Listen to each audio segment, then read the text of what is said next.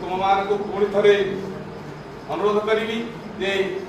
शिक्षकर सी अक्षर जो रही से भितर जो गुण गुड़िक रही अर्थात शिष्टाचार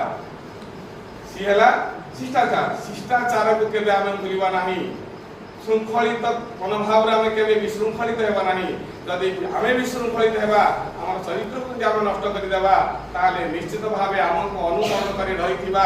हजार हजार छात्र छात्री अंधकार फल तेणुक आम प्रथम अक्षर सी को केबे आम अवमानना करवा ना क्ष पिलाटी जेते दुष्टामी करूना कहीं शिक्षक प्रथम कर्तव्य हूँ क्षमा क्षमा निहाती भाव करवा दरकार जमी पूर्व तुम समस्त अधिकांश कहूल जे आम जहाँ कले कृष्ण सार कि अमूल्य सार किसी कहती ना अर्थात प्रति समय क्षमा कर प्रत्येक शिक्षक क्षमा गुण रहा निहाती आवश्यक कौन परिस्थिति रे जदि गोटे पिला दुष्टामी करे किंबा किसी पचारि दिए रागी करी ताकू कौन परिस्थिति रे ताकू बाधा देवा नहीं ता हृदय रे ता आत्मा रे आमे क्षतस्थान करवा नहीं कहीं पिलाटी को जो बाधिला भाई किसी कहीदेवा से पिलाटी आख तड़ मार नहीं थे जदि गोटे शिक्षक पाखर दूरे गला गोटे पिला से पिला केवे से शिक्षक को कौन तुम मान से घटना घटी देखी जो शिक्षक तुम को गाड़ी करदे थे से शिक्षक को आज पर्यटन तुम मन रखी यही शिक्षक मत गाड़ी करता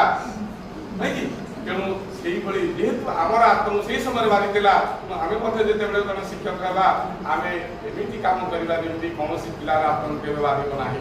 सब मुहूर्त पिला जहाँ करूना कहीं माँ जेपरी तार पिला जिते दुष्ट तार प्रत्येक अली अर्थल को क्षमा कर दे थाए से जन शिक्षक शिक्षक को से कहुए मास्टर माँ स्तर मास्टर माँ जो स्थान में अवस्थित शिक्षक से स्थान में अवस्थित तेणुक तुम मैंने से क्षमा गुण को परिधान कर शेषटी है कला कौन कर्मठ निजर कर्म को केवे अवहेला करवा नहीं कर्म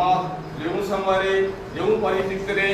आमर निजर कर्म रही अर्थात समयानुवर्तिता कर्मठ केमी हो समयानुवर्तिता नियमानुवर्तिता मोर काम कौन मु कौन करवा उचित ताकू जब आम आत्मसमीक्षा करवा ताहले गोटे निश्चित भाव भल शिक्षक कही सारा दुनिया रे आमे परिगणित हो पारिबा जेते दिन पर्यंत आम आत्मसमीक्षा करना जे मु किए मु कौन करवा उचित मु कौन करूची मु कौन करी ये विभिन्न प्रश्न जो आम निजक निज पचारि समीक्षा करवा ताले निश्चित भाव